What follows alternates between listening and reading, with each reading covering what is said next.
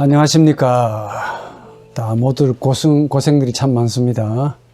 잘 견디시고 또 건강한 모습으로 면대면으로 만나기를 또 바랍니다. 자, 성령론 교회론 종말론 제 7번째 강의를 시작하죠. 오늘 이 강의의 주제는 하나님의 형상의 회복으로서의 교회입니다.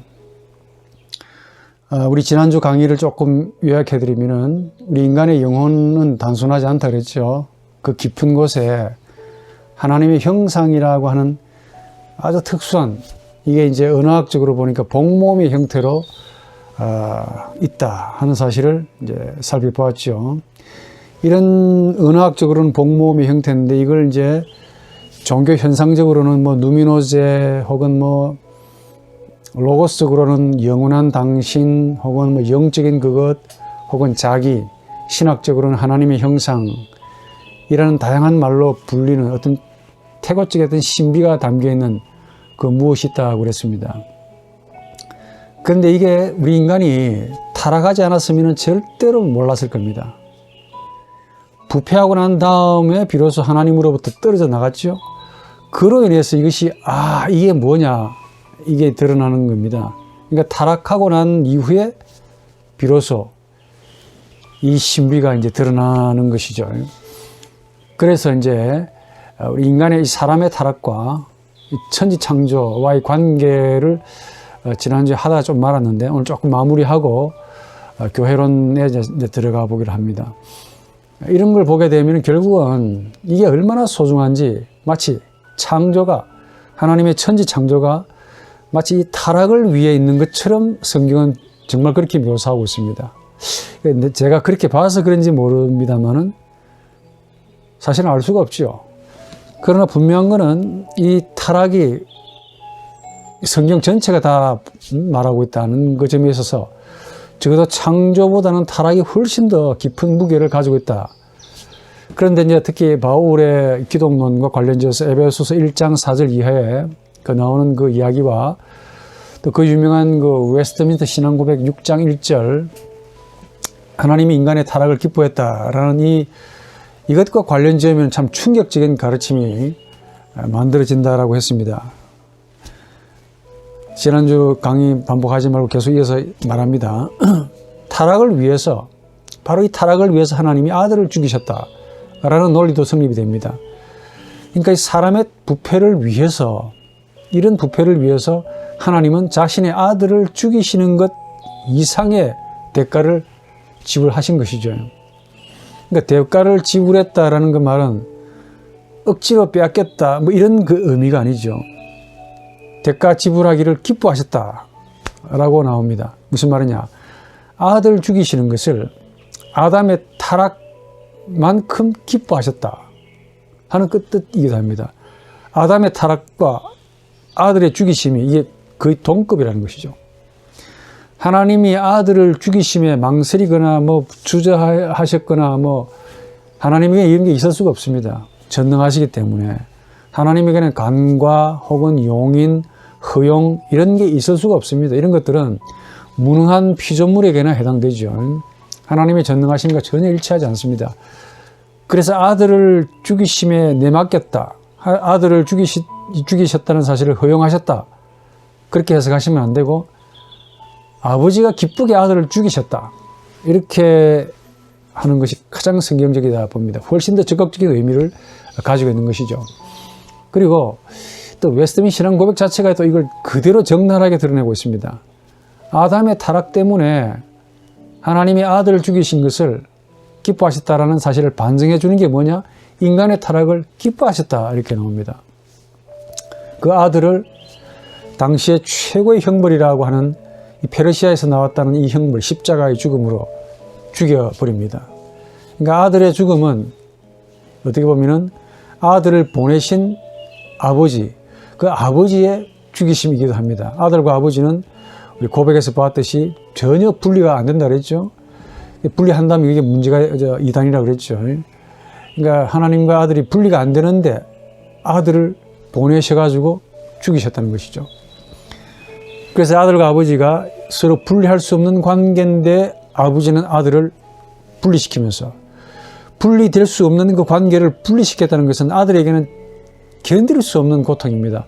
아마 그래서 예수께서 십자가에 돌아가셨을 때 그 남기셨던 말을 아버지 어째서 나를 버리십니까? 라는 이 말을 신학적으로 다양하게 해석을 할 수 있음에도 불구하고 여자적으로 문자 그대로 받아들여도 괜찮습니다. 한 번도 아버지와 헤어질 수 없는, 헤어져 본 적이 없는, 분리될 수 없었던 그 아들의 인격이 비로소 십자가 죽음으로 분리가 된 것이죠. 즉 아버지로부터 버림을 받은 거예요.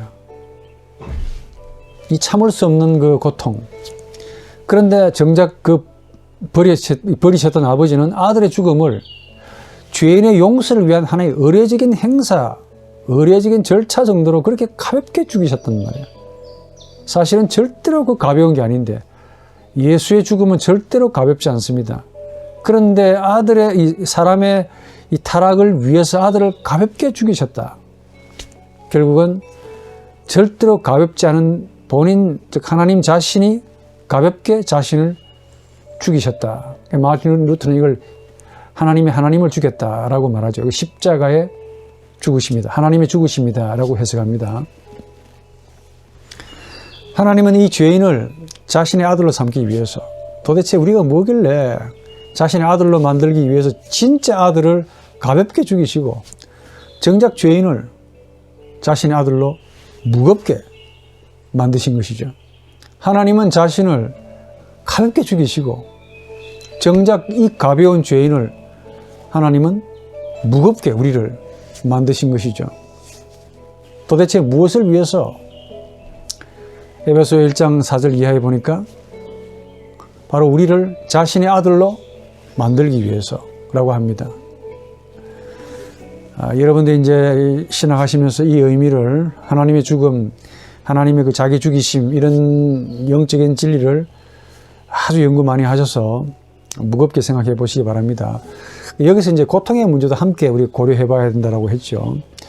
고통과 죽음의 애로의 인간학이라는 그 책이 있는데 제 책 참고하시기 바랍니다. 고통도 우리가 겪는 이 고통도 우리를 그분의 아들을 삼는 것과 전혀 무관하지 않다 하는 사실을 여러분들이 아시기 바랍니다. 좋습니다. 근본적으로 질문을 던져보죠. 고통이 있습니다. 고통의 존재론 그렇게 어렵게까지 말할 필요는 없지만 고통이 왜 있을까? 이 고통의 문제는 우리 사람의 타락과 전혀 무관하지 않습니다. 결코 무관하지 않습니다. 반드시 관계가 있습니다. 우선 고통이라 할 때 긴 말 제가 하기 어렵고 고통이라 할 때 아픔과 일단 통증, 아픔 이것과 좀 구분돼야 됩니다. 아픔이란 통증이죠. 통증은 그냥 아픈 거야. 그냥 아프다고. 다르게 말해서 그냥 통증입니다. 신체나 마음이 통증을 느끼는 것을 아픔 그렇게 말합니다. 그러나 고통이라고 하지 않습니다. 그걸 우리가 고통이라고 말할 때는 아픔과 달리 이게 정신적인 해석이 들어가야 비로소 성립이 됩니다. 즉 신체나 마음이 느끼는 그 아픔, 통증을 정신적으로 해석이 돼야만이 그게 비로소 고통이 된다는 말이죠. 좀 복잡한 이야기지만 그냥 핵심적으로 그냥 아픔인데 아픈 거야.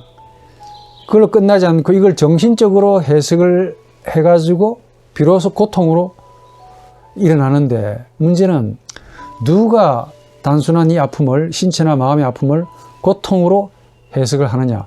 고통은 아픔의 정신적인 해석입니다. 누가 단순한 이 신체의 아픔을 고통으로 정신적으로 영적으로 해석을 하느냐. 이게 우리 인간의 정신이 바로 나가 되어야 일어난다는 겁니다. 고통은 우리 인간의 정신이 나로서 일어난다 하는 사실을 말합니다. 바로 나가, 제 책에서 말했지만 이 나라는 존재가 통증을, 단순히 우리에게 주어진 이 통증을, 시시때때로 주어지는 이 통증을 정신적으로 해석해서 고통으로 만드는, 해석하는 주범입니다. 그래서 고통은 이 나가 신체 혹은 마음의 혹은 통증을, 단순한 통증을 정신적으로 형이상학적으로 해석한 데서 나온 건데 이게 나가 바로 주범입니다. 동물들은 고통을 가지지 못합니다. 고통은 오로지 인간에게만 주어져 있다는 것이죠. 왜 그럴까? 바로 나라는 존재 때문에 그렇습니다. 고통은 한 번 더 아픔을 정신적으로 해석해야 비로소 고통이 된다 하는 그 이야기인데, 바로 나가 아픔을 정신적으로 형이상학적으로 해석을 해서 고통으로 만드는 주범입니다. 그런 고통을 우리 인간 각자가 다 가집니다. 언제부터? 아담의 타락 이후부터 비로소 고통이 성립이 되는 거예요. 창세기 3장과 하나님의 심판을 한번 가만히 보십시오. 전부 그게 고통이 들어가요. 고통이 정신에서 일어납니다. 그 말은 타락 이후부터 우리 인간이 비로소 정신이 되었고 고통하는 나가 되었다는 사실을 의미하고, 조금 더 리얼하게 말하면 나 의식이 되었다라는 사실을 의미합니다. 짐승에게 전혀 없는 것이죠. 바로 아담이 나 의식이 되었다. 즉 이때 나라는 존재는 하나님입니다. 하나님을 의식하는 존재가 되었다라는 사실을 의미합니다. 그러면서 이제 고통이 시작되는 거예요. 땀을 흘려도 고통이 되고, 그 좋은 자식을 낳았음에도 불구하고 고통이 됩니다. 땅을 개간해도 고통이 되고, 즐거운 일이 주어져도 그 밑바닥에는 뭐가 깔려있느냐? 고통이라는, 정말 정신의 형이상학적인 이 무거운 것이, 묵직한 것이 그게 깔려 있습니다. 그래서 우리 고통은 우리 인간의 영혼 가장 깊은 심연, 조금 어렵게 말하면은 융의 말대로 초자연적인 무의식이라는 그 지평에 있는 하나님의 형상, 바로 거기에 거하고 있다, 함께하고 있다는 사실을 암시합니다. 그 하나님의 형상이 뭐냐? 나라고 불리는 존재라고 말씀을 드렸죠. 그 고통은 소위 복몸이라는 형태로 우리에게 주어진 하나님의 형상 때문에 일어나는 겁니다. 하나님의 말씀, 즉 하나님의 형상이죠. 고통은 단도직입적으로 인간 정신이 바로 나라는 존재를 가지고 있다라는 사실을 증명한다. 그 증명에서 제가 몇 개 말씀을 드렸지만 신생아의 복몸이 그러하고, 이거는 풀 수 없는 난제였습니다.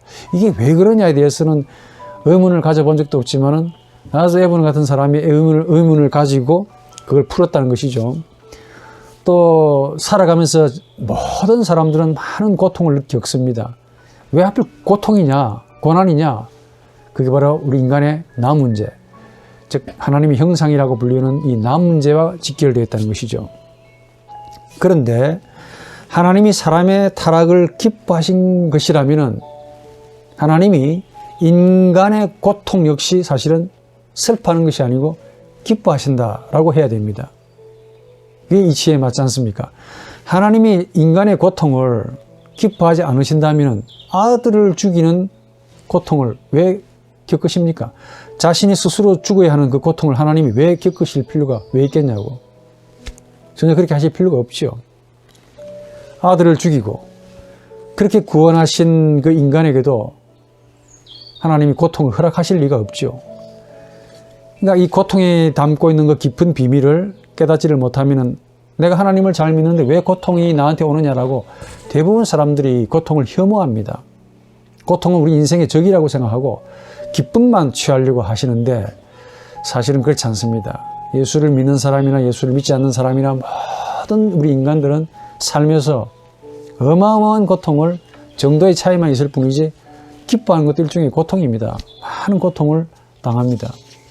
고통은 부패한 우리 인간에게는 괴로움이고 싫은 거고 무겁죠. 그러나 하나님이 기뻐하신다고 한다면은 그 이유가 있다면은 딴 게 아니고 고통과 함께 주어지는 하나님과의 만남 때문에 그 고통을 주신 하나님이 기뻐하시는 거지. 하나님이 인간에게 고통 주시는 걸 기뻐하시는 게 아니고 기뻐하시는 이유가 있다면은 그 고통과 함께 무엇이 일어납니까? 하나님과의 만남이 거기에 있기 때문에 그래요. 이게 얼마나 소중하길래 우리 인간에게, 약한 인간에게조차 고통을 주시는 하나님의 고통이냐 이게. 고통을 겪는 우리도 아프지만은 주시는 분은 더 아프시겠죠. 극단적으로 말해 바로 이 고통 속에서만 빛나는 하나님과의 만남을 위해 고통이 있다 라고까지 말할 수 있지 않을까. 제 말로 좀 비유하자면은 마치 고통은 하나님과의 만남이라는 이걸 위한 하나의 연극무대이고 또 이걸 위한 하나의 배경음악과 같다라고 봅니다. 자주 연극무대와 배경음악에 대해서 이야기하는데 한 번 더 연극무대는 고통이라는 배우가 없으면 전혀 의미가 없죠. 그 연극무대에 왜가 필요합니까? 그 연극무대가 바로 천지창조라니까. 고통이라는 배우가 없으면 무슨 의미가 있겠습니까? 음악이 지금 옆에서 흐르고 있죠. 얼마나 좋은 음악입니까? 근데 이 음악 역시 무엇을 위해 있는 겁니까? 고통이라는 가수가 없다면 전혀 의미가 없는 거야. 마치 이런 것과 같다라고 말씀을 드립니다. 여러분들이 좀 혹 아실는지 모르겠지만은 어느 모 방송국에서 미스터 트로트, 예? 아마 열심히 보시고 있는 것 같아요. 이 미스터 트로트를 뽑는 그 무대가 만들어졌습니다. 제가 자주 보는 건 아니지만 어느 분이 이제 왕이 됐습니다. 근데 그분에게 사연이 많은가 봐요. 이분이 미스터 트롯이 되어가지고 너무 기뻐서 울더라고. 보는 어머니도 울고 보는 자들도 울고 그 노래를 듣는 분들도 마음이 울컥하더라고요. 좀 생각을 해봤죠. 야, 그동안에 저분이 겪었던 그 고생이 뭔지는 우리가 자세히 모르지만 참 많은 고생이 바로 지금의 이 기쁨을 위해 있었다라고 말할 정도입니다. 누구나 다 그렇게 느꼈을 겁니다. 그동안의 그 눈물과 아픔과 힘듦과 고난이 바로 이 기쁨을 위해 하나의 어둠으로 혹은 배경음악으로 있었던 것이 아니냐 하는 생각을 해봤습니다. 그동안의 아픔이 무진장 힘들었겠지만은 잠시나마 이 행복을 위해서 무대의 장치가 되었다. 연극 무대의 역할을 했다라고 말을 할 수가 있지 않을까 하는 생각이 들었습니다. 근데 그러면서 한편 드는 생각이 뭐냐면은 기쁠 텐데 왜 우냐 이게야. 혹시 답을 아시는 분 있습니까? 기쁘지 않습니까? 돈도 많이 벌고 이제 뭐 광고도 나오고 보니까 뭐 이제 앞으로 훌륭한 분이 되겠습니다. 기쁘잖아요. 기쁜데 왜 우냐고. 왜 눈물을 왜 흘리냔 말이야. 응?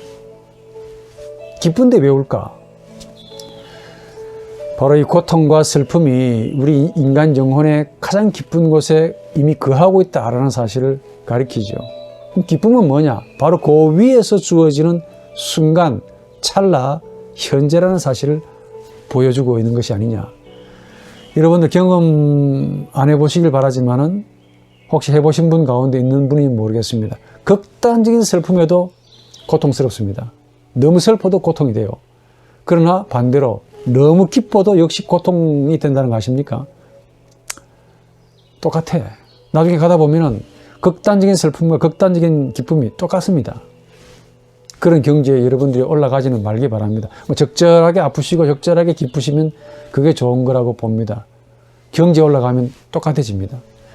만약에 고통을 우리가 어둠이다, 흑암이다 이렇게 여겨야 한다면은 이 흑암과 어둠이라는 것은 뭘 위해 있을까요? 연극 무대의 배경음악은 뭘 위해 있느냐? 바로 이 기쁨에 해당되는 하나님의 만남을 위해 있는 것이죠. 그렇게 해야 됩니다. 바로 이 기쁨을 위해서 그 미스터 트롯의 그분의 그 영광, 바로 이걸 위해서 그 사람이 수십 년간 살아왔던 그 슬픔, 고독, 가난, 힘듦, 무거운 짐들, 이게 마치 연극 무대처럼 어두움처럼 배경음악이 깔려 있었기 때문에 지금의 기쁨이 어둠에서 빛나는 기쁨처럼 환하게 그렇게 기뻐 환희로 나타나는 거죠. 우리가 인정하든 인정하지 아니하든 바로 이 하나님과의 만남, 이게 우리 인생의 목표입니다. 목적입니다. 우리 영혼이 더 잘 알고 있다니까. 이걸 위한 어둠 혹은 조명과 같이 역할을 하고 있습니다. 우리 삶이. 너 왜 사냐 이렇게 물어보면 사실은 인정하든 인정하지 않든 뭐 밥 잘 먹고 돈 잘 벌고 뭐 좋은 차 사고 집 잘 사고 이걸 위해 있는 게 아니고 바로 하나님과의 영적인 만남을 위해 있다라는 사실이 분명합니다. 불신자든 혹은 믿는 신자든 마찬가지입니다. 그럼 바꾸어서 그럼 우리에게 왜 고통이 있느냐? 고통의 존재론 뭐 이렇게 하지 말고 왜 있느냐라고 물어보십시오. 이거 역시 하나님과의 영적인 만남을 위해 있다라고 말해야 됩니다. 그래서 하나님과의 만남은 고통이라는 연극 무대에서 배우와 같고, 말도 멋있네. 또 하나님과의 만남은 고통이라는 배경음악과도 같다 그 말입니다. 그 배경음악에서 역할을 하는 주연의 역할을 하는 것이 뭐냐면은 바로 하나님과의 우리 인간과의 영적인 만남이다. 사실 이 부패한 저나 여러분들은 이 고통이라는 배경음악을 듣고 지금 살아가고 있다는 사실 아십니까? 귀에 들리든 안 들리든 관계없어. 고통이라는 음악을 지금 듣고 있는 거야. 우리가 인지를 못해서 그럴 뿐인데, 고통이 바로 이 배경음악으로 들리는 분이 만약에 여러분 가운데 있다면 그분은 진짜 득도한 분이 분명하다. 전부 다 모든 사람이 100명 가운데 내가 알고 있는 모든 사람들이 힘들고 다 피하고 싶어 합니다. 만나고 싶지 않아 한다니까. 힘드니까. 전부 기피하고 꺼려하는 대상, 그 고통인데, 만약에 그 고통을 음악으로, 날 위한, 하나님과의 만남을 위한 하나의 배경음악으로 영광무대로 생각하고 그 정도로 음악을 감상할 수만 있다면, 즉 고통의 음악을 듣고 감상할 수 있는 정도의 영혼의 그 깊은 경지에 들어가 계신다면 그야말로 최고의 정말 멋있는 사람이지. 천재에 가깝습니다. 아마도 고통을 배경음악으로 감상하는 분이 있다면 하나님의 나와 그 하나님과의 만남에서 주어지는 인간의 참된 나일 뿐일 겁니다. 고통이라는 연극 무대에서 고통이 음악으로 흐르는 그 분위기 좋은 데서, 대부분 사람은 절대로 그 분위기 좋은 곳이라고 생각하지 않아요. 너무 험악하고 힘드니까 만나지 않았으면 좋겠다라고 하는 그 분위기에서 하나님과 인간이 서로 만난다는 겁니다. 하나님 좀 좋은 곳에서 만나주면 안 되겠습니까? 라고 말하고 싶은 여러분들의 얼굴인데, 죄송한데 하나님은 하필 고통이라는 그 연극 무대에서 고통이라는 음악이 흐르는 바로 거기에서 하나님이 우리를 만나신다는 겁니다. 조금 달리 말하면은 커피숍이 있는데, 커피숍이 있습니다. 근데 그 커피숍의 그 간판이 뭐냐면 고통이야. 고통이라는 커피숍에서 지금 하나님과 우리가 상견례를 하고 있다는 겁니다. 표현이 조금 적나라한지 모르겠습니다만, 상견례가 뭡니까? 영원한 부부가 되기 위한 하나의 일종의 만남이지. 영원한 부부가 되기 위해서 상견례, 하나님의 인격이 그리스도로, 하나님이 그리스도로 아주 준비를 참 멋있게 떼빼고 광내고 아주 멋있게 젠틀하게 나오신 거야. 우리 역시 마음의 깊은 곳에 있는 하나님의 형상, 하나님이 스스로 우리를 보고 닮았다라고 하시는 그 형상을 가지고 상견례를 하는 거예요. 어디에서 상견례를 합니까?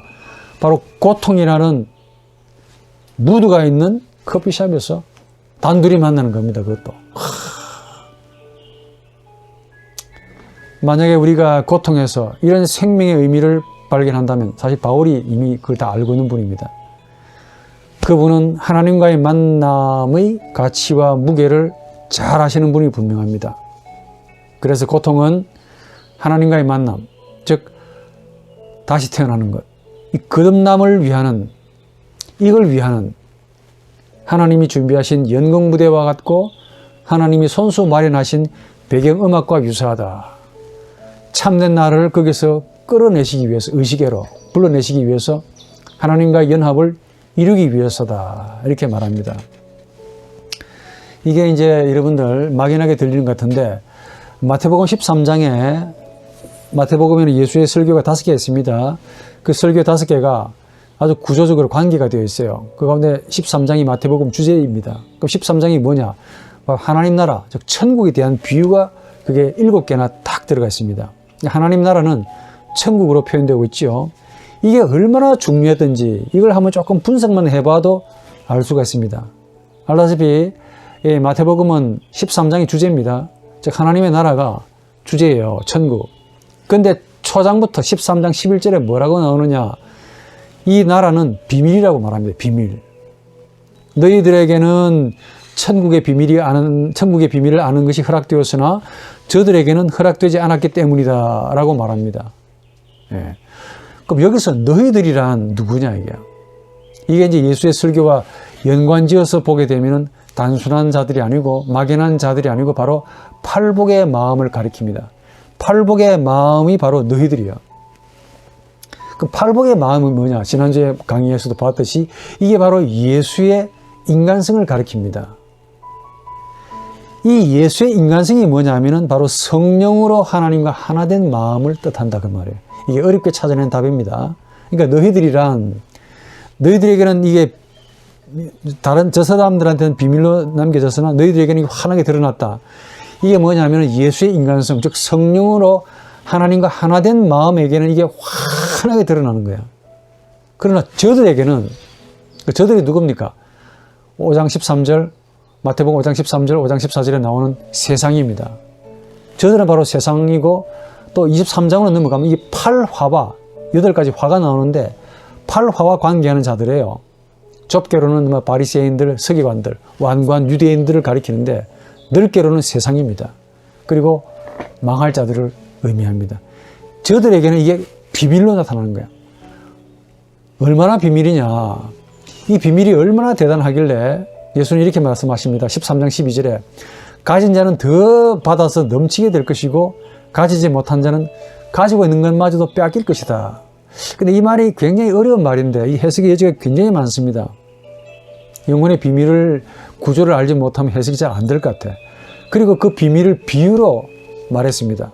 그러면서 보고도 보지 못하며 들어도 듣지 못하며 깨닫지도 못하기 때문에 마태복음 13장 13절에 딱 나옵니다. 자, 보고도 보지 못한대요. 이 말 여러분 이해하십니까? 이 말은 무슨 말이냐? 누군가가, 즉 신비 혹은 인격, 누군가가 지금 나와 마주 서 있다는 사실을 전제하고 있죠. 그 누군가가 우리의 의식을 향해서 지금 보고 있습니다. 보고 있다니까. 그런데 우리의 의식은 멍청이가 돼가지고 그분이 지금 나를 보고 있음에도 불구하고 편하게 지금 나만 쳐다보고 있음에도 불구하고 이 멍청이가 의식이 보지를 못하는 거야. 느낌이 없다는 것이. 오감만 쓰니까 바보가 되는 거야. 누군가 나를 보고 있는데 하루 종일 24시간 보고 있는데 나는 저 사람이 누군지도 모르고 보고 있다는 사실도 모르고 있는 겁니다. 무슨 말이냐? 단적으로 어렵게 하지 맙시다. 누미노제라고 불리는 하나님의 형상이 항상 24시간 우리 의식을 향해서 쳐다보고 있고 의식과 마주해서 빤하게 쳐다보고 있다는 사실을 가리킵니다. 그런데 정작 이 멍텅구리인 의식은, 즉 이성이라는 의식은, 코기토라는 의식은 전혀 보지를 못하는 거야. 그러니까 볼 것을 보지 못하고 정작 봐야 할 것을 보지 못하니까 맹인이지. 눈만 있으면 뭐하냐고. 바로 그 말입니다. 이게. 또 들어도 듣지 못한다 그래요. 이 말도 마찬가지입니다. 누군가가 우리 의식을 향해서 계속 말을 걸고 있다는 말 아닙니까? 이걸 전제로 하고 있죠. 듣고 있다는 말은 누군가가 끊임없이 이 나라는 의식을 향해서 계속 말을 걸고 있고 말을 하고 있고 말로 뭔가를 자신을 전달하고 있다는 사실을 말합니다. 무슨 말이냐? 그런데도 듣지를 못하는 거야. 해석을 못한다고. 들리지도 않아. 무슨 말이냐면은 지금 우리 심연 속에 있는 누미노제라고 불리는 혹은 융의 말대로 자기 혹은 영적인 존재 혹은 영원한 당신이라고 불리는 이 생명의 무엇이 끊임없이 우리 의식을 향해서 뭔가를 말을 걸고 말을 하는데도 이 멍청인 이 의식은, 이성이라는 이 의식은 듣지 않습니다. 듣지를 못합니다. 자기는 딴 걸 보고 있는 거야. 자기 관심사가 딴 데 가 있기 때문에 그래. 그러니까 들리지 않는 것이죠. 특히 마태복음 13장에서 그 7개의 비유가 나오는데 이것만 여러분들이 이것만 또 이야기해도 이 시간이 너무 많이 가요. 근데 참 대단합니다. 제가 여러분들만 할 때는 말 그대로 비유로 들었습니다. 비유로 그런가 보다. 그랬는데 지금 제 생각은 해석이 달라집니다. 비유 이상으로 실제적인 거예요. 비유로 보기에는 너무 비유답지 않아요. 그럼에도 불구하고 담고 있는 내용이 너무 실제적이기 때문에 비유라고 하기에는 너무 실제적이다 라는 생각이 절로 듭니다.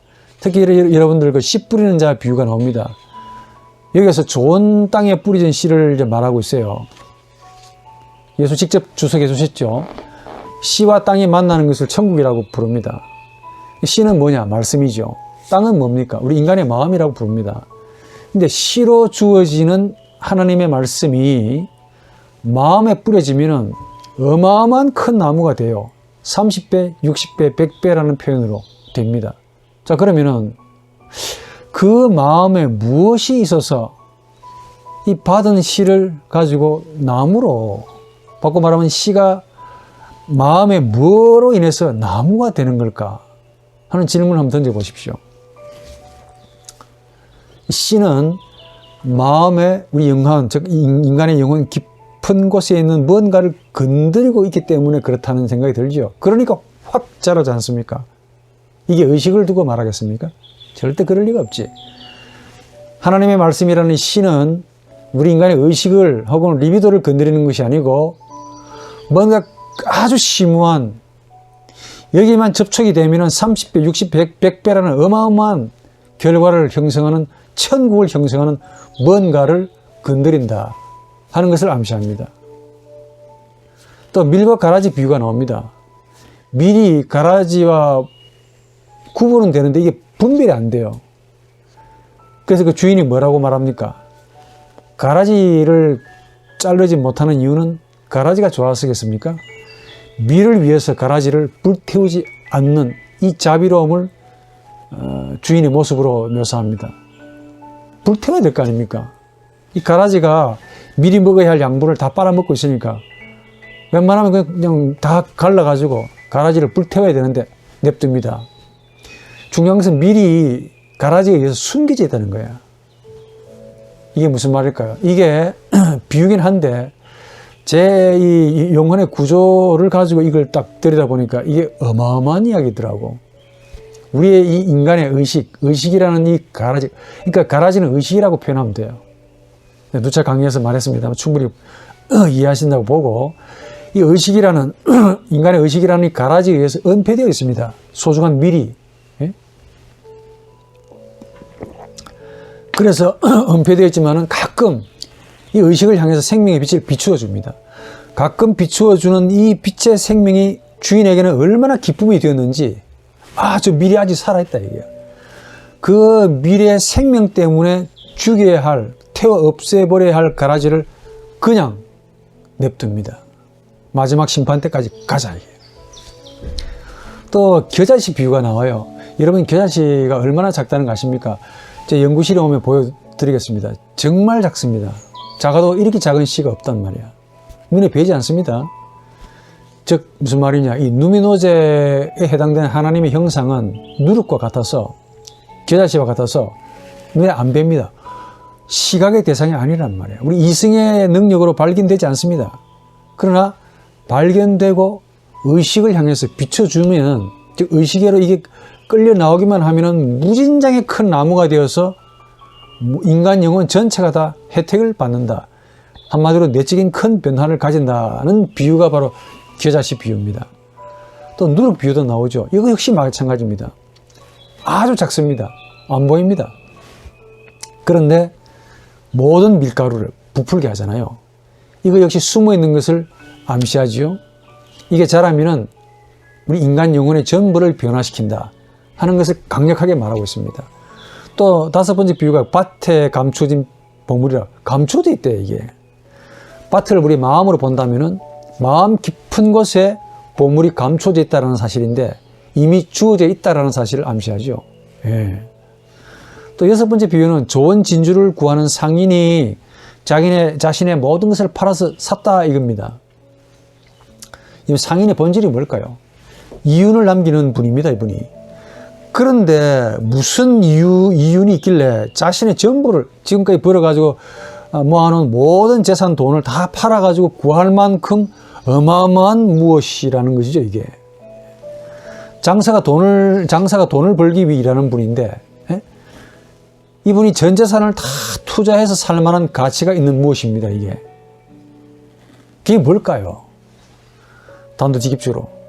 그동안에 돈 번다고 고생을 얼마나 많이 했겠습니까? 고생이라는 전 재산을 다 지불하고도 살 만한 가치가 있는 것, 이걸 구하기 위해서 지금 팔아서 샀다는 거 아닙니까? 예, 근데 여러분, 가난한 여러분들이죠. 여러분 부자 없잖아요. 뭐 저를 포함해서. 가난을 죄라고 여기면 안 되십니다. 하나님 은혜로 여기시고, 고통을 씩씩하게 감수하시는 하나님 만남을 위한 하나의 연극무대라고 했습니다.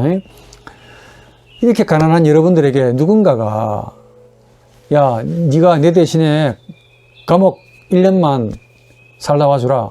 그러면 내가 가지고 있는 재산 가운데 1,000억을 네한테 주겠다. 라고 여러분들에게 제안을 한다면은 여러분 거절하실 분이 있습니까? 만약에 이런 제안을 거절한다면은 재산이 1,000억 이상을 가지고 있어서 돈이 필요 없는 자이겠죠. 그러나 돈이 강렬하게 필요한 자라면은 기꺼이 감옥을 1년간 대신 가지고 그 고통을 기꺼이 감수할 겁니다. 왜냐하면 그 고통보다 받는 그 기쁨이 그 정도로 크기 때문에. 이 무슨 말이냐 하면은 그 정도로 이 비유에서 적나라하게 말하면 이 정도로 우리 인간 영혼 속에 있는 신비가 귀하다는 그 말입니다. 어마어마하게 귀한 것 같아. 우리는 귀하다고 느끼지만은 정작 그 주신 분은 너무너무 귀한 것 같다는 말이야. 하나님이 보실 때. 마지막 비유가 금을 비유입니다. 좋은 것들을 골라서 그릇에 담는다 그랬습니다. 이게 무슨 말이냐면 우리 인간의 의식이라는 영혼은 일종의 네트워크, 일종의 그물과 유사하다고 봅니다. 촘촘하면 촘촘할수록 뭐겠습니까? 많은 고기를 담을 수가 있겠죠. 이것과 마찬가지로 우리 인간의 의식이 부드럽고 예민하면 예민할수록 그 의식 밑에 있는 숨어있는 사람, 크립토스 안드로포스, 압스콘디투스 호모, 바로 이 숨어있는 사람을 봅니다. 건진다고. 그 말입니다. 그물이 촘촘해야 작은 물고기도 건질 거 아닙니까? 그 정도로 우리 인간의 의식이 아주 예민하고 부드러우면 부드러울수록 둔하고 무딘 사람이 전혀 볼 수 없었던 그 영혼 깊은 곳에 있는 정말 크고 아름답고 착한 사람, 숨어있는 사람을 건진다는 겁니다. 그런데 이렇게 쫙 이야기하시고는 예수가 이렇게 말합니다. 이걸 건지지 못하면 반드시 심판을 당한다라고 말합니다. 이게 우리한테는 마음에 걸린다. 이게. 이렇게 말씀하시고 난 다음에 13장 52절에 참 어려운 말씀을 하십니다. 천국을 위해 제자가 된 서기관마다 자기 곳간에서 새것과 옛것을 끄집어내는 집주인과 같다라는 아주 난해한 말로 끝납니다. 여러분들이 이 본문 가지고 해석을 하는 분이 있는지 모르겠습니다. 제가 그래서 헬라어, 고대 라틴어, 독일어, 영어, 불가타 번역, 루트 번역까지 다 참고했다는 거 아닙니까? 일단 제가 이제 직역해보면 이렇습니다. 그래서 그는 그들에게 말했다. 이것 때문에 하늘나라로 향해 제자가 되어버린 각자의 서기관은 집주인 사람과 같다. 그는 자신의 보물에서 새것과 오래된 것을 끄집어낸다. 라는 말입니다. 이것만 가지고도 진짜 시간 많이 갈 텐데, 이 마태복음 13장 천국 비유는 참된 나, 즉 하나님의 형상의 발견을 암시합니다. 이게 주제가 분명합니다. 이 참된 나의 발견은 곧 거듭남과 동일한 체험입니다. 이게 얼마나 소중했던지 그 13장 52절에 제가 압축해서 말씀을 드리면은 이 무식이라는 지평 안에는 누미노제와 같은 아주 신비한 비밀이 있다. 두 번째는 그 생명의 역사가 일어나는 것을 곡간으로 비유했습니다. 그 제자가 누구냐면 팔복의 마음을 가진 자인데 이 제자는 그 천국의 그 곡간에 들어가 있는 뭐가 들어가 있는가를 목록을 가지고 있는 서기관과 같대요. 그것들의 목록을 가지고 있습니다. 그 목록대로 이 제자라는 이 서기관이 신비한 것들을 마음대로 끌어다 낸다는 겁니다. 그 집주인은 하나님의 말씀이 되죠. 즉 하나님의 말씀이 인격이 되어서 제자라는 그 인간의 영혼에 역사하시는데 거기에 우리 인간의 영혼이 반응하면은 누미노제의 그 10년이라고 불리는 천국에 있는 각종 보물들을 제자는, 즉 팔복의 마음을 가진 제자는 서기관처럼 마음대로 끌어내고 마음대로 사용할 수 있다 라는 사실을 암시한다고 저는 그렇게 해석했습니다. 그러니까 이야, 이게 지금 예수가 이게 과연 2000년 전에 하신 말씀인가, 제가 충격과 전율을 느낀다는 거 아닙니까? 이게 과연 비유냐? 한 번 더 아까 말씀드린 바 이게 비유로 하기에는 너무 실제적인 거예요. 이게 현대 학문에 대해서 제가 참 깊이 감사를 드립니다. 자, 정리해드리면은 여기서 이 천국이라는 말 혹은 하나님의 나라라는 말로 표현되는데 이 특징이 뭐냐면은 이 하나님의 형상이고 누미노제고 자기고 참된 나고 영원한 당신이라는 각종 다양한 말로 표현될 수 있습니다. 이 특징이 뭐냐면은 첫째는 숨겨져 있다는 거야. 두 번째는 작습니다. 보이지 않는 게 특징이야. 근데 작다고 했는데 의식의 눈으로 보면 작습니다. 그러나 반대로 누미노제의 시각에서 보면 의식이 작은 거야, 이게. 이 작다 크다 이게 또 상대적인 겁니다. 숨겨졌다는 것도 의식에서 보면 숨겨진 거야. 그러나 반대로 누미노제의 입장에서 시각에서 보면 이게 환하게 드러났다는 거지. 제 말 이해하십니까? 에? 이해해야 될 텐데요. 이해하시기 바랍니다. 이해하시면 진짜 맛있는 거 사드릴게요. 당연히 돈은 여러분들이 내셔야 되고 보이지 않는다는 게 문제야 이게. 근데 이게 의식에서 보면 보이지 않아요. 정말 보이지 않습니다. 그러나 반대로 그 밑에서 보면 전부 다 보이는 거야 이게. 엄청난 가치를 가진 보물이라는 사실을 직감적으로 느끼겠다니까. 과연 이 비유가 단순한 비유일까? 절대 그렇지 않습니다. 과연 이 보물이 어디에 있느냐? 인간 내면에 있을 거라고 있다면 어디 있겠습니까? 저 앞에 있겠습니까? 여러분 코앞에 있겠냐고. 여러분들이 낳은 자식에게 있겠습니까? 여러분들과 함께 사는 남편과 아내에게 있겠습니까? 그럴 리가 없겠지. 여러분들을 낳아주신 부모님이 가지고 있겠습니까? 부모님 왜 안 주십니까? 라고 말해야 되겠습니까? 아니겠죠. 우리 인간이 영혼 안으로 들어와야 되겠지. 의식이 가지고 있겠습니까? 아니겠죠. 의식은 이미 철학자들이 다 연구했다 하니까 강의에서 많이 이야기했습니다. 아주 깊은 곳에 있을 거란 말이에요. 그래서 그것은 오로지 발견밖에 안 됩니다. 발견해야 되는 것이지. 발견하는 자만이 그 가치를 아는 자야. 그건 전적으로 영적인 것이 분명합니다. 구체적으로 팔복의 마음을 가리킨다고 확신합니다. 이게 바로 이 교회론의 종말론의 골격이기도 한 예수의 마음이고 신적인 인간성이고 성령만 아시는 신비, 즉 누멘, 라틴어로 누멘, 독일어로 누미노제라고 부릅니다. 그래서 이걸 마태복음 5장 6절에는 거룩한 것이라고 예수는 딱 잘라서 거룩한 것이라고 말했다 하니까. 그리고 5장 6절에는 진주라고 불렀습니다. 이 진주를 돼지에게 주지 말라고 했습니다.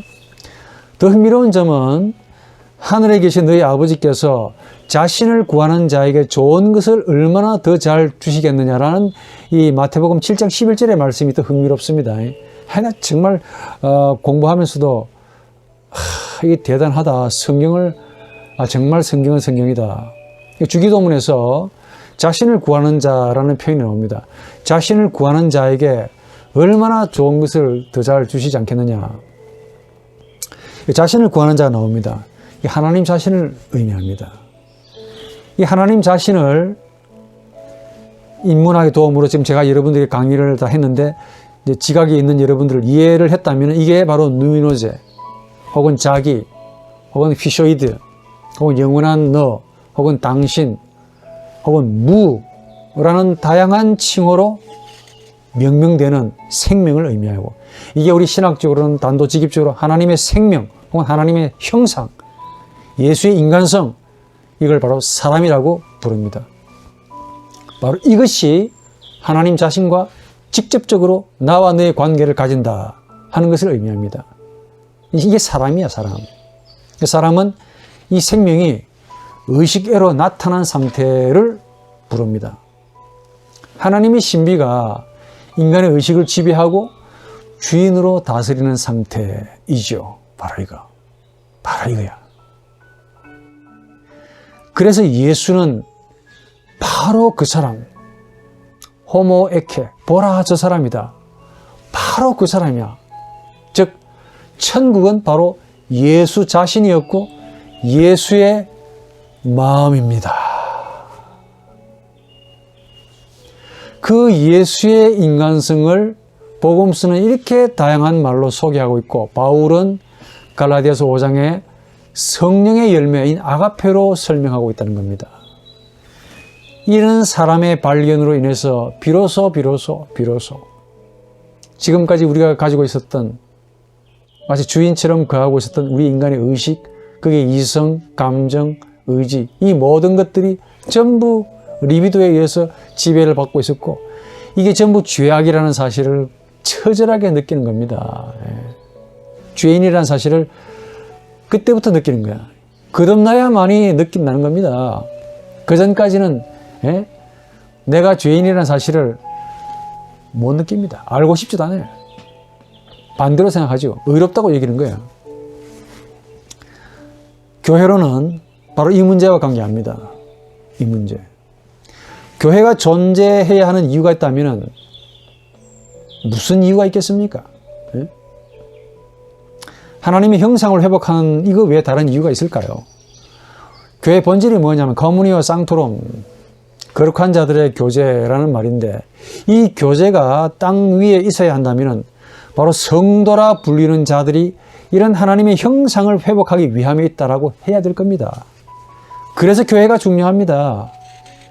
그러나 교회가 중요하기 때문에 성도가 중요한 것이 아니고 성도가 중요하기 때문에 교회가 중요합니다. 한 번 더. 교회가 있기 때문에 성도가 있는 것이 아닙니다. 오해하지 마시기를. 성도가 있기 때문에 교회가 있는 겁니다. 현상적으로 보면 반대겠죠. 교회가 전도해서 사람을 데리고 와서 성도가 된 거 아니냐라고 말하고 싶은가 본데, 물론 그렇습니다. 그러나 그게 로만 가톨릭의 교회관이란 말이에요. 그게 로만 가톨릭은 교회 자체가, 에클레시아 그 자체가 신성하고 거룩하다고 얘기했습니다. 성도는 뭐냐? 그 거룩한 교회에 참여하는 자가 성도야. 그러니까 성도는 거룩한 교회의 한 몫을 가지는 자에 불과합니다. 교회는 원래 거룩하고, 이런 사상을 로만 가톨릭이 가지고 있습니다. 그러니까 성도는 교회에 참여하는 자에 불과하고, 교회는 성도와 무관하게 그 자체가 거룩하고 신성하다. 제가 이런 이야기를 하면서 무슨 생각이 드냐면, 최근에 코로나 사태로 절도, 그리고 예배당도, 그 다음에 이제 성당도 휴식했죠. 그럼 이게 어떤 논리가 성립이 되냐면은, 평소에 이 교회를 그렇게 신성시했던 로만 바티칸이 어떻게 했냐면 온라인으로 미사를 했답니다. 이게 만약에 실제라면은, 저도 뉴스에서 들었지만은 실제가 아니길 바라는데, 이 실제라면은 모순이야. 무슨 모순이냐면은, 그분들의 도그마, 가르침의 내용이 뭐냐면 교회 자체가 신성하다 그랬거든. 2000년 동안 그렇게 신성시했던 이 가시적인 교회가 무너지는 꼴이 된단 말이야. 근데 내가 볼 때는 이게 심각한 문제인데, 심각하게 문제를 제기하는 분들이 없더라고요. 자, 반대입니다. 한번 생각해 보십시오. 그분들은 교회가 신성하고 성도들은 이 교회에 참석해야만이 신성한 자라고 하는 그 가르침을 시종일관 가르쳐 왔는데, 2000년 동안.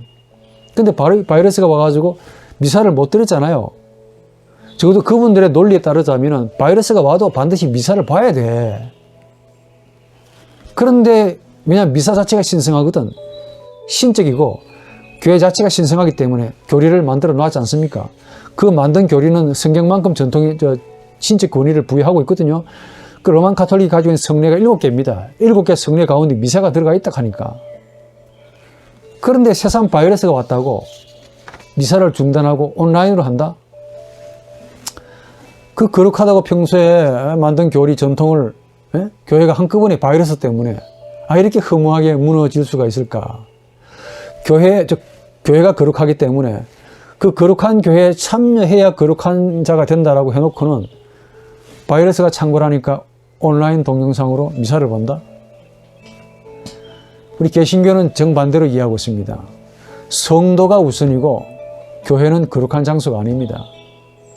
거룩하다면은 성도도 아니지. 사람을 거룩하게 여기시는 하나님이 거룩하다라고 우리는 그렇게 말합니다. 그래서 성도가 있기 때문에 교회가 있다. 이렇게 말하는 겁니다. 조금 자세하게 말하면은 성도가 있기 때문에 교회가 있다는 표현은 성도의 하나님과의 만남, 즉 하나님의 형상의 회복이 있기 때문에, 이것 때문에 교회가 있지, 교회가 있기 때문에 성도의 하나님 형상의 회복이 있는 것이 아니라는 표현입니다. 무슨 말이냐? 교회가 성도에게 나와 너라는 인격적인 만남, 즉 하나님의 형상의 회복을 주는 기관이 아닙니다. 하나님이 성도에게 이 회복을 주신다 그 말입니다. 이 회복을 가진 자의 모임이 바로 에클레시아, 교회라는 말입니다. 그래서 하나님의 형상의 회복이 그만큼 중요한 거예요. 그 형상의 회복을 가리켜서 사람이라 그러고, 사람은 바로 잃어버린 아담을 다시 찾는 것을 뜻합니다. 창세기 3장에 너 어디에 있느냐 나옵니다. 이때 인간은 말하자면 하나님 앞에서 너를 잃어버린 자입니다. 하나님이 너 어디 있느냐라고 했을 때 그 너라는 존재는 잃어버리면 안 되는 존재인데 아담이 불순종으로 잃어버린 거야. 그래서 여전히 하나님은 인간에게 우리 인간을 아담으로 보신다는 말이고, 여전히 이런 우리에게 너 어디에 있냐? 너 가져와라. 나는 너를 찾는다. 바로 그 말입니다. 하나님은 인간에게서 이 아무아무개 박아무아무개를 찾는 것이 아니고 이 아무아무개라는 인간의 영혼 밑에 숨겨져 있는 하나님의 고유한 것, 하나님이 주신 것, 형상인 너를 찾으신다는 그 말입니다.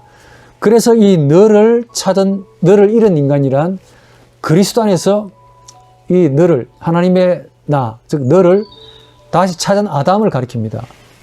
참된 나의 발견이죠. 이걸 가리켜서. 진짜 이게 나니까. 그리고 이 참된 나의 발견은 곧 하나님의 너를 다시 얻었다, 찾았다라는 뜻이기도 합니다.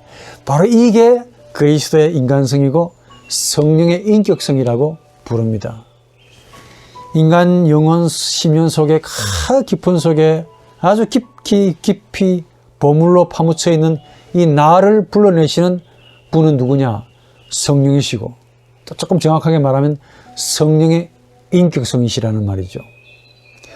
이 발견을 많은 인문학자들이 아주 다양하게 표현하고 있다는 겁니다. 어떤 분은 신비라는 그 의미를 가진 누멘이라고 표현하고 있고, 또 어떤 분은 신생아의 복몸으로 묘사하고 있고, 또 어떤 분은 이걸 휘쇼이드, 영적인 무엇이라고 묘사하고 있고, 자기라고 명명하고 있고, 우리 신학적인 용어로는 이걸 크레도라고 부르고 있고, 어떤 이는 이걸 영원한 당신이라는 말로 부르고 있습니다. 이 용어는 다양하지만 내용은 거의 비슷한 겁니다. 성도는 바로 참된 나를 발견한 자이고 동시에 참된 하나님을 아는 자죠. 이거는 만나지 않고는 절대로 모르는 거예요. 만나지 않고는 인격적으로 나와 너라는 인격적인 만남을 거치지 않고는 절대로 모르는 관계, 보고도 모르는 관계입니다. 이 성령의 인격성으로 인간 영혼 가장 깊은 곳에 묻혀있는 하나님의 것, 하나님의 소유라고 하는 이 나가 의식계로, 우리 인간의 의식계로 끌려 나온 상태를 제 말로 성도라고 합니다. 이런 성도들로 구성된 모임을 가리켜 에클레시아, 교회라고 부른다 이게요. 이 생명의 발견은 하나님의 은혜입니다. 동시에 우리 죄인에게는 반드시 해결해야 할 과제입니다. 하나님의 은혜이기 때문에 우리에게는 반드시 해결해야 할 과제입니다. 그러니까 하나님의 은혜는 우리에게는, 죄인된 우리에게는 항상 해결해야 할 과제, 숙제로 남아 있습니다. 교회는 바로 이 문제를 취급합니다. 교회는 진짜지, 참된 하나님의 나와 참된 나를 찾고자 하는 나, 즉 하나님의 형상이죠. 이런 인간의 참된 나의 발견으로 하나님의 연합을 하나가 된 그 영혼의 모임을 가리킵니다. 교회가. 이런 골격으로, 제가 지금까지 여러분들에게 말씀드린 바 이런 골격으로 이제 교회에 대한 주제를 하나씩 살펴보기로 합니다. 이게 지금까지 이제 여러분들에게 6번째 강의, 앞에 6번 강의가 그렇게 중요합니다. 어떤 분이 이렇게 말할 것 같아. 교회는 정말로 뭐 성령론 말씀해놓고는 뭐 성령론 교회는 뭘 가르치고 있습니까? 라고 혹시 또 여러분들 의문을 가지는 분이 분명히 계실 것 같아서 앞에 이걸 전제로 하고 있지 않으면은 그 이후에 쌓아지는 성령론, 교회론, 종말론, 이게 성령론입니다. 교회론, 종말론은 아무런 의미가 없습니다. 그냥 겉만 배우고 가는 거지. 자, 이런 골격으로 지금부터 교회에 대한 주제로 하나하나 살펴봅시다. 이제부터 이제 본격적으로 교회론입니다. 교회라는 용어, 에클레시아. 이 용어가 이제 뭐냐부터 좀 알 필요가 있습니다. 우리가 이제 이 교회라고 하니까 자칫 잘못하면은 우리 기독교 전유물이다 이렇게 생각하기 쉬운데 사실은 이 용어가 아주 특수한 용어가 아니라는 사실을 아셔야 돼요. 이 교회라는 표현을 잘 이해하기 위해서 그래서 이 교회라는 말을 할 때 잘 알아야 여러분들이 잘 이해하셔야만이 어떤 마음으로 사용해야 할 것인가가 나오겠죠. 신학적으로 정리하시기 바랍니다. 우선 교회론의 서론에서 이런 말씀을 제가 미리 한번 드려봅니다. 독일의 천재 시인이 있습니다. 괴테가 있는데 교회에 대해서 뭐라고 했느냐 이렇게 말합니다. 교회사에서 나는 무엇을 보아야 했나? 나는 성직자 외에 다른 어떤 것을 보지 못했네. 기독교인에 대해 관해서는 자기들끼리 뭉치는 것 외에 전혀 다른 어떤 것도 나에게 나타나지 않았다네. 이 괴테가 시를 했습니다. 시를 적었다고. 이 한 편의 시가 괴테 당시에 그 유럽의 교회의 모습을 직방으로 반영해주고 있죠. 설명이 필요 없을 거라고 봅니다. 성직자 외에 전혀 못 봤다고, 또 자기들끼리 뭉치는 것 외에 다른 거 못 봤답니다. 교회에서. 그런데 이게 남의 이야기가 아니라는 사실이 가슴에 와닿는 거야. 지금 우리 한국 개신교 교회도 단적으로 이 괴테가 본다면 이렇게 표현하고 있지 않을까. 최근에 이 바이러스 사건, 온 국민이 좀 모이기를 좀 자제해 주시고 이게 좀 전염병이 확산되지 않기를 참 주의를 그렇게 많이 부탁을 했습니다. 그런데도 몇몇 그 대형 교회는 감행을 했습니다. 하나님께 예배드리는 것이 중요하다. 물론 중요하지요. 근데 만약에 거기서 이제 문제가 안 터졌으면 괜찮은데 사건이 터졌잖아요. 전염병이 퍼져가지고 세상 사람들이 염려한 만큼 이상으로 비리해서 욕을 이제 해대기 시작합니다. 예배를 위해서 전염병과 이웃의 희생까지도 불사하겠다는 마음인지 제가 참 묻고 싶었습니다. 아마도 괴테 당시에 유럽 교회도 교회의 이런 횡포와 위선이 하늘을 찔렀던 것 같아요. 소위 이웃이 없는 교회, 교인을 고려하지 않는 교회, 사람을 멸시하고 반대로 그 멸시한 분량만큼 신을 높이는 교회를 괴테는 이렇게 시로 비꼬았다라고 봅니다. 그래서 특정 교회를 다니는 기독교인들도 자기들끼리 뭉치고 다니는 거야. 자기들끼리 모여 다니는 모습이 이 세상 사람들의 눈에는 어떻게 비칠까 전혀 생각을 하지 않고 있다 하는 사실이 좀 두렵습니다. 소위 교회의 주인이 누구냐 물으면 목회자, 어느 목사님이라고 딱 본인들이 그렇게 이야기해요. 성도들을 뭐라고 말하냐? 관리하는 사람. 성도들은 관리의 대상이라고 해. 근데 어느 교회라고 말은 못하겠습니다. 대놓고 그렇게 말합니다. 성도를 관리해야 된다고. 그러면은 성도는 관리의 대상이고 그 교회 주인은 어느 목회자라고 한다면은 교회라는 일종의 기업이 운영되는 것이죠. 아무리 생각해도 그건 아닌 것 같아. 그게 돈과 권력이 함께 있다는 사실을 세상 사람들이 더 잘 압니다. 모든 교회가 그렇지 않기를 당연히 알고 있죠. 몇몇 0.1%에 해당되는 그런 교회 담임들, 자기들의 삶의 철학을 성경을 빙자해서 교인들에게 설교를 하시는데 그 설교를 하시면서 받아가는 대가치고는 너무 과도한 것 같아. 지나치게 큰 혜택을 누리고 있는 거 아니냐. 반면에 가난한 교회는 너무 가난해. 가난해도 너무 가난하다고. 슬플 정도로 가난하다니까. 너무 어려워서 목회자가 목회직을 못해서 이중직을 해야 될 정도입니다. 그런데 이런 교회가 또 온전하면 좋을 텐데 또 교인들끼리 또 서로 싸우네. 장로와 집사들끼리 싸우고 심지어 욕설까지 하고 목회자들과 또 장로와 집사들끼리 또 싸우고 끼리끼리 싸우고 그 내용인적성 들어보면 전부 다 어렵대요. 의라는 명분을 내세우지만은 그 밑에는 제가 지금까지 여러분들이 제 강의를 제대로 들었다면 그 의식 밑에 뭐가 있다고 그랬습니까? 우리 인간이 의라는 그 명분 위에 뭐가 있다고 그랬어요? 밑에는 힘의 의지가 있다고 그러잖아요. 전부 주인이 되고 싶은 욕망이라는 말이야. 본인이 주인이 되고 싶어가지고 전부 싸우는 거야. 의라는 이름으로. 법 가지고 싸우자. 법대로 하시라. 요즘은 싸우지만 않아도 참 좋은 교회라는 생각이 절로 듭니다. 싸우는 이유를 뭐냐 이렇게 추적해가면 마지막은 전부 돈이야. 아이 너무너무 가슴이 아프다고. 마지막엔 전부 힘이라고. 주인이 되고 싶은 세력 때문에 싸운다 하는 사실이 더 처절하게 기분이 우울합니다. 예? 복음 때문에 하나님 때문에 뭐 이 정도 나오면 참 좋겠는데 그런데 바이러스가 탁 일어났습니다.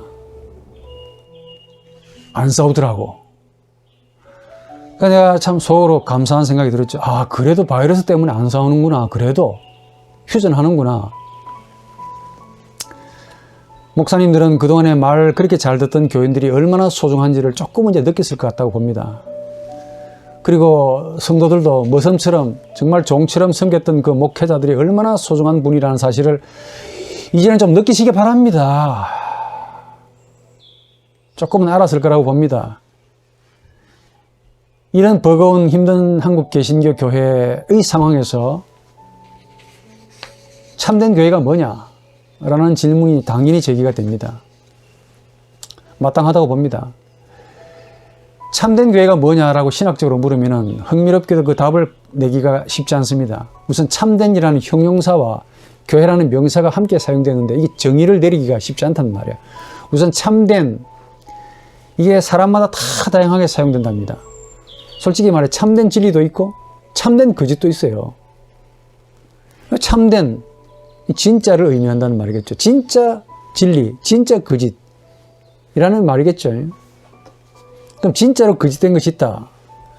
그 의미는 실제적으로 거짓된 것을 의미하겠죠. 그러니까 진짜로 참되다 하는 그 말은 실제적으로, 사실적으로 진리다 라는 뜻일 겁니다. 참된 교회라는 개념도 마찬가지입니다. 참된 교회란 실제적인 교회 혹은 사실적인 교회를 가리키는 표현입니다. 그러니까 참된 교회가 뭐냐라는 질문은 실제적인 교회가 뭐냐를 묻는 질문이죠. 그러니까 참되다라는 말과 실제적이다라는 말이 사실은 동의어입니다. 그런데 문제는 단순하면 얼마나 좋겠습니까? 이게 단순하지 않는다는 데 문제가 있죠. 누가 참됨과 거짓됨을 규정하는가 하는 질문입니다.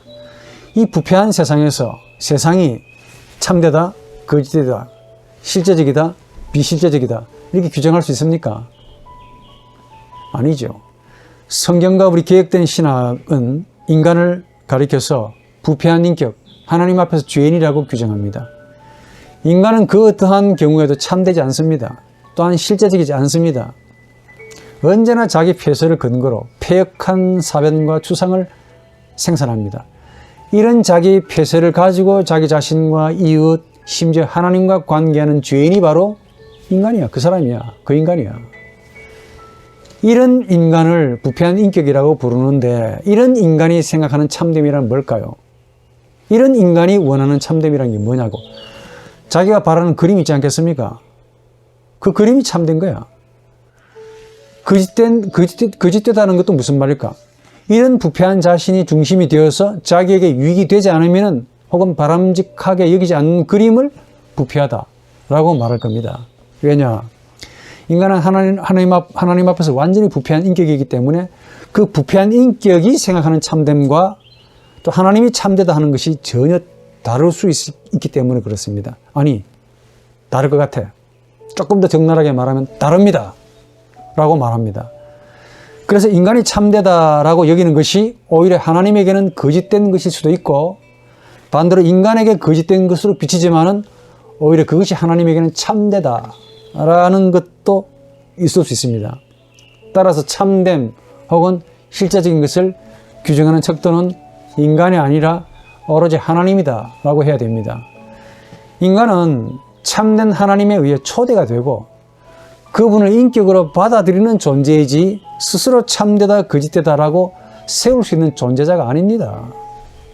따라서 참됨 혹은 실제적인 교회는 오로지 하나님에 의해서 규정된다라고 해야 됩니다. 하나님에 의해 규정되어야 한다는 말이 무슨 말이냐? 하나님이 보내신 예수 그리스도와 연합한 자들의 모임이 바로 참된 실제적인 교회라는 뜻입니다. 하나님이 보내신 예수 그리스도는 바로 하나님 자체이시기 때문에 그래요. 이를 위해서 모든 것들을 포기하는 신앙적인 결단이 요구됩니다. 이 결단도 마치 우리 죄인인 인간의 의식이 능동적으로 하는 것 같이 보이지만은 지금까지 제 강의를 잘 들으셨다면 그렇지 않다는 것을 아시게 될 겁니다. 누미노제와의 만남, 즉 하나님 형상과의 직접적인 만남이 이루어져야만이 비로소 결단이 나오고 포기가 나오고 예수의 인간성을 닮아가는 마음이 일어나는 거예요. 그분들을 가리켜 제자라고 그러고 예수를 따르는 자, 그 제자는 바로 예수의 육성을 가지고 있기 때문에 그렇습니다. 조금 어려운 말로. 예수의 육성을 가지고 있는 자야. 정확하게 말하면 이 신약학자 고펠트의 말인데 제자들은 단순히 예수의 가르침이 아니라 예수 자체를 나타내도록 되어 있다라고 말합니다. 참 좋은 말 같아. 이를 위해서 예수님은 제자들에게 위임 혹은 위탁이라는 방식으로 마태복음 10장 40절에 위임한다, 위탁한다는 방식으로 하나님 나라를 전하게 했습니다. 그런데 이 위임되는 이 하나님 나라를 가리켜서 고펠트는 이렇게 말합니다. 법적인 거래에서 위임장으로 한 개인을 대표하는 것.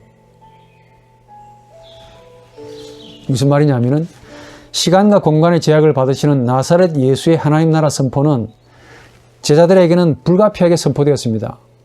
그 제자들이 이제 선포하게 된 것이죠. 이게 불가피한 겁니다.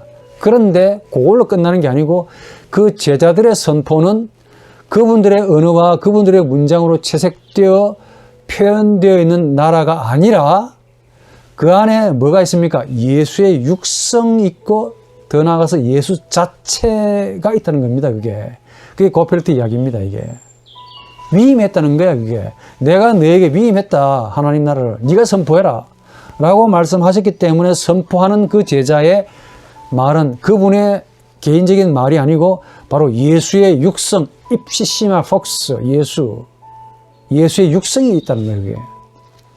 이런 점에서 예수는 하나님 나라였고 예수의 제자들은 예수에게는 딱 붙어 있어야 됩니다. 그래서 예수께서 요한복음 15장 5절에 나를 떠나서는 너희가 아무것도 할 수 없다 말씀하셨죠. 그러니까 예수를 믿는 자는 단순히 예수를 믿는 자가 아니라 예수를 보내신 아버지 하나님을 믿는 것이라고 요한복음 12장 44절에 말합니다. 뭐라고 말씀했습니까? 내가 스스로 말하지 않고 나를 보내신 아버지께 내가 무엇을 말하고 무엇을 이야기할 것을 친히 명령하시기 때문이다 라고 말씀하셨죠. 그러면서 요한복음 12장 50절에 내가 말하는 것은 무엇이든지 아버지께서 내게 말씀하신 그대로 하는 것이다 라고 말합니다. 그러니까 무슨 말이냐면은 하나님 나라와 예수 그리고 예수를 주로 고백했던 제자들과의 관계는 따로 분리될 수 없는 관계라는 말입니다. 이게 하나라는 말이에요. 하나. 역사 비평으로 아무리 쪼개봐라 안 나온다니까. 이게 인격적으로 하나라는 뜻입니다. 이 하나가 된다는 표현, 이게 바로 영적이고 인격적인 관계를 담고 있다는 말입니다. 예수는 하나님 나라를 가지신 분이 아니고 바로 그 자체가 하나님 나라야. 그 나라는 예수를 믿는 믿음으로 인해서 인간의 말로 위임했습니다. 예수가 위임했다 하니까. 또 그 위임된 말을 듣는 자들의 신앙으로 인해서 2000년 전에 일어났던 그 예수의 육성이 지금 여기서 계속 반복적으로 재현되고 재생됨으로 시공간의 그 제한을 넘어서서 여전히 인격적으로 역사가 된다는 그 말입니다. 얼마나 신기하십니까? 우리 신약 성경에서는 에클레시아로 표현됩니다. 이 말은 하나님 안에서 부르심을 받고 나사렛 예수를 그리스도로 혹은 주님으로 고백하는 무리들이 예배를 드리기 위한 공동체지요. 교회가 자발적으로 모인 것이 아닙니다.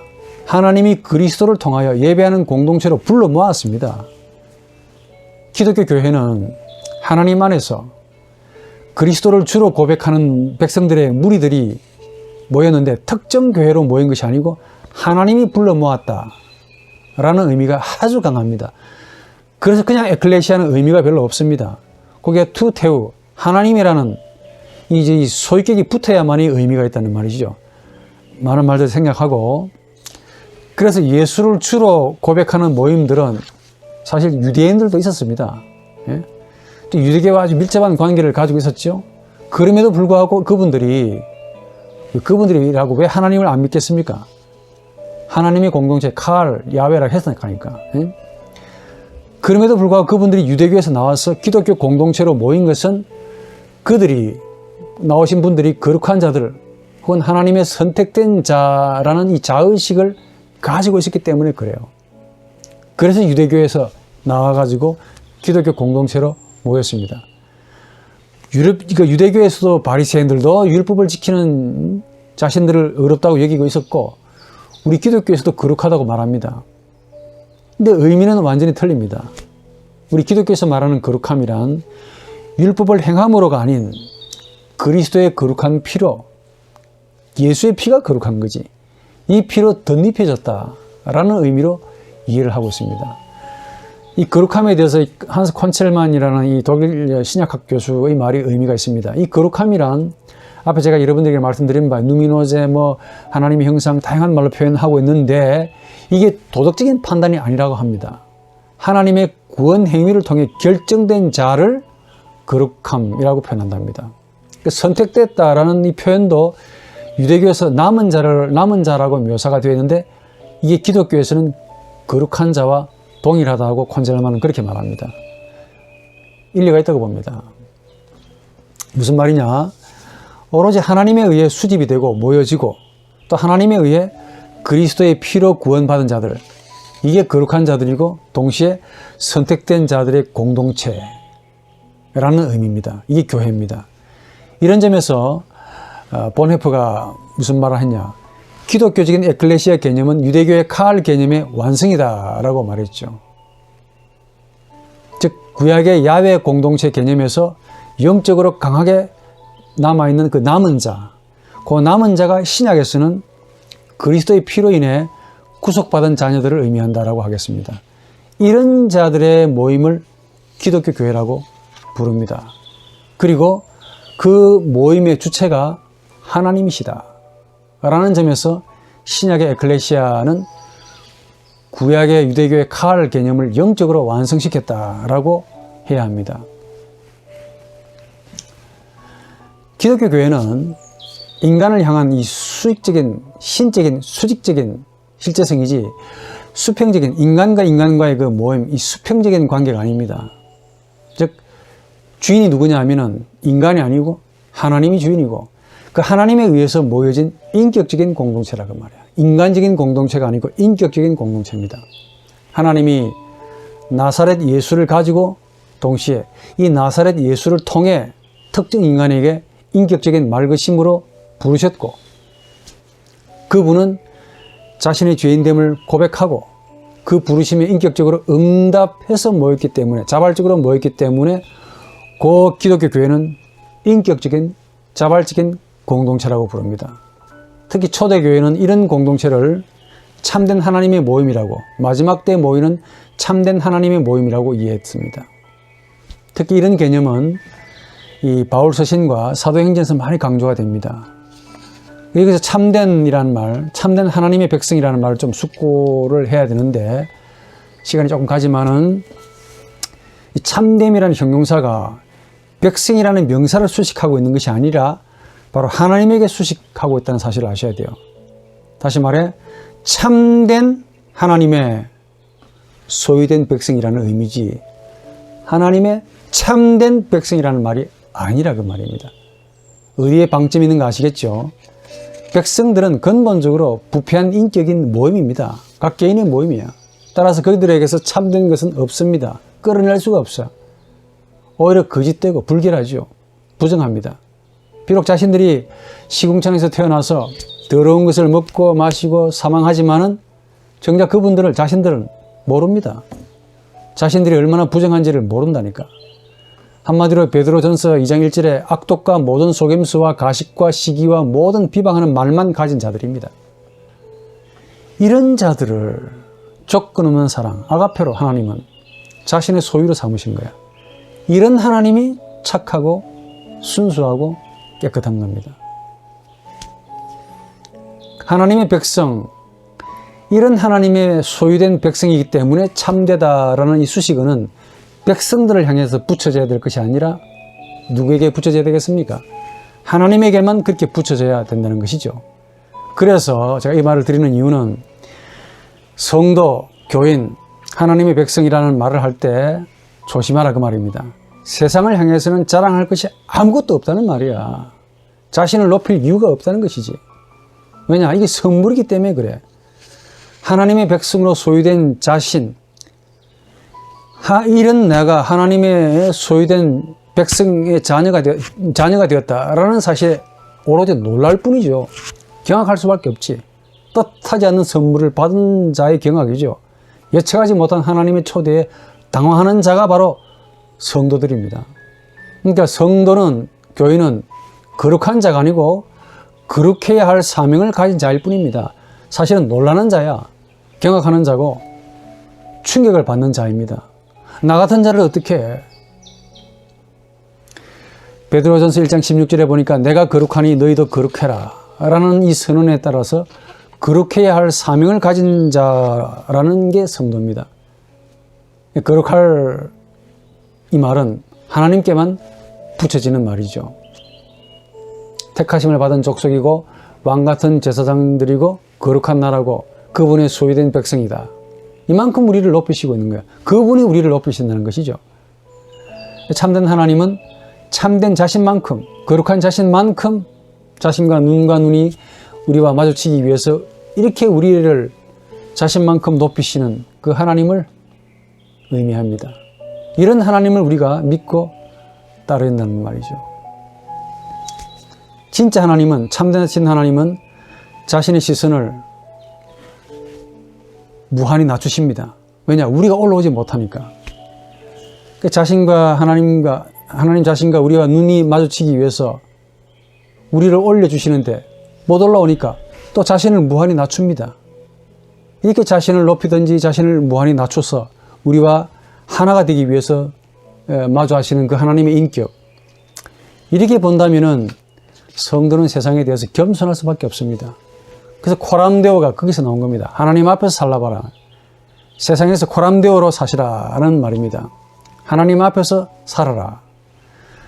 이 하나님 앞에서 사는 백성이라는 의미에서 두 가지 의미가 있습니다. 헬무트 틸리케의 말입니다. 교회는 바로 신앙과 기도의 공동체라는 말을 했는데 거기에서 좋은 말이 나옵니다. 신앙은 이 세상의 유혹과 가치에 흔들려서 당황하지 말고 세상을 주인으로 섬기지 않도록 하나님께 받은 선물입니다. 너는 오로지 내 자식이니까 나의 소유된 백성이다. 이를 확정하기 위해 하나님이 신앙을 주신 겁니다. 따라서 하나님 앞에서 이런 신앙을 유지해야 하는 사명을 성도들이 가지고 있습니다. 기도가 뭐냐면은 이런 신앙을 하나님으로부터 받았으니까 세상을 위하는 사명으로 여기고 기도하라. 즉 하나님 백성의 응답이죠. 신앙은 하나님으로부터 받은 선물이라면 기도는 그 선물에 대한 인간적인 응답입니다. 무슨 말이냐? 하나님 백성의 기도는 단순히 자신의 필요나 욕구를 채우라는 게 아니라 신앙이라는 하나님의 선물을 받았으니 이 세상을 향하여 책임지라 하는 응답입니다. 즉 하나님 앞에서 코람데오, 세상을 위하는 기도가 바로 이 백성들의 기도지요. 우리가 응답을 해야 하는 이유가 있다면 세상에서 태어났기 때문에 그래요. 여러분들이 부모에게서 태어났기 때문에 그래. 또 세상적으로 살아가야 됩니다. 또 세상에서 죽어야 돼. 여기서 태어나서 여기서 죽고 여기서 살아가고 있기 때문에 바로 이 세상을 위해서 기도해야 할 사명을 가지고 있습니다. 이런 점에서 하나님의 백성은 하나님의 소유로서 근본적으로 코람데오, 하나님 앞에서 세상을 사는 백성입니다. 그래서 기도는 세상을 위한 기도이어야 하고 하나님 앞에서 세상을 향해 외치는 세상을 위한 기도이어야 합니다. 두 가지, 신앙과 기도는 하나님의 백성이 근본적으로 세상의 주인이 아니라 하는 사실을 고백하는 증거이기도 합니다.